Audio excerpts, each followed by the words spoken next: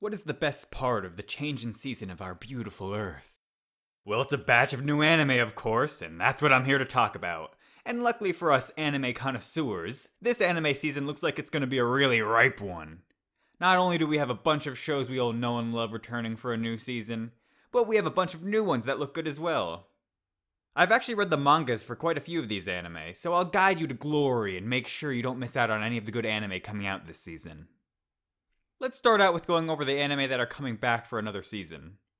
First up, let me talk about the series that is my favorite out of the bunch, The Seven Deadly Sins. I liked this series so much that I went and read the manga after finishing the second season. And let me tell you, there is a lot to look forward to this season. I'm sure if you're a fan of the series, you'll be watching this season, but if you haven't watched the show yet, I highly recommend you go do that now. It's one of the best modern shonen out there, and if you like overpowered characters with cool abilities and amazing fights, this is the show for you. Another amazing show that's returning this season is My Hero Academia. While I may like the Seven Deadly Sins more, I'll admit the anime for My Hero Academia is actually done better. This show has some of the best animation and music in a show that I've ever seen, and if you love superheroes, this is definitely the show for you. Though I'm sure many of you have probably watched it already, but if you haven't, go watch the first 3 seasons ASAP so you can get caught up for this season. Sword Art Online, Alicization, War of Underworld is another returning anime, and while Sword Art Online does get hate on by some people, the first season of Alicization was pretty good, so I'm hoping this season will be solid as well. If you haven't watched the other seasons of Sword Art Online, this isn't one I'm going to say you have to go out and watch right now, but it is an iconic anime and it's well made, and I did enjoy it. So I recommend you at least check it out. Its basic premise is about a guy getting stuck in a video game, so if you're into video games, it may be right down your alley. What's that delicious smell? Oh, it's Shokugeki no Soma, aka Food Wars. Some of you may be turned off by the fact that this anime is about cooking, but let me tell you, that did not stop me from enjoying this show. It has great characters, funny moments, and most importantly, porn. Oh wait, I meant food porn. Yeah, that's what I meant. Anyways, I recommend you checking this show out if you haven't already. Okay, now to the new stuff. Ever wonder what Zootopia would actually be like if it wasn't a kids movie? Well, that's basically what Beastars is. It's a story about a wolf just living his life in this world of animals.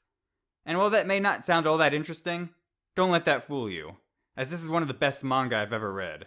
It dives deep into the characters and their psychology, and shows how herbivores and carnivores have to coexist with each other. We see all corners of society, the good and the bad, and trust me when I say things can get really bad. I recommend that every single person watching this video goes and at least tries this anime when it comes out. Another manga I've read that is coming out this season is Assassin's Pride. This is a story about a man who's hired to train a young girl to be a paladin, but if she fails to do so, he's tasked with killing her.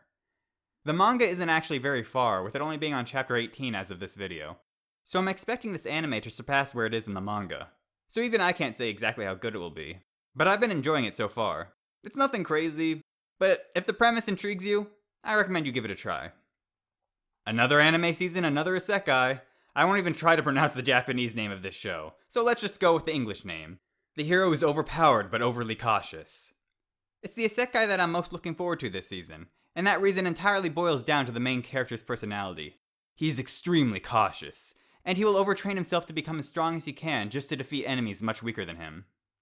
This manga is only on chapter 7, so I really can't say much about how good this entire season will be, but I've liked what I've seen so far.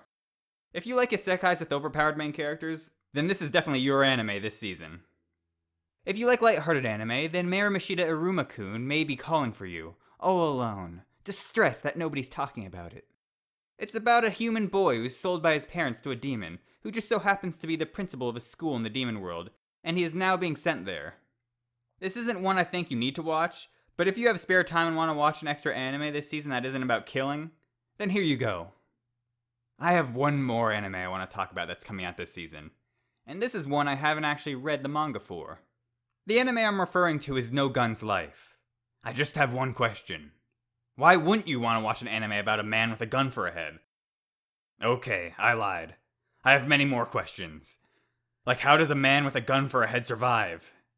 How does he see where he's going? How does he make it past airplane security? These are questions I think we all need answered, so let's learn the answers together, shall we? That's all for my recommendations this season. So if you can excuse me, I need to go figure out how this guy with a gun head comes into play when discussing gun laws.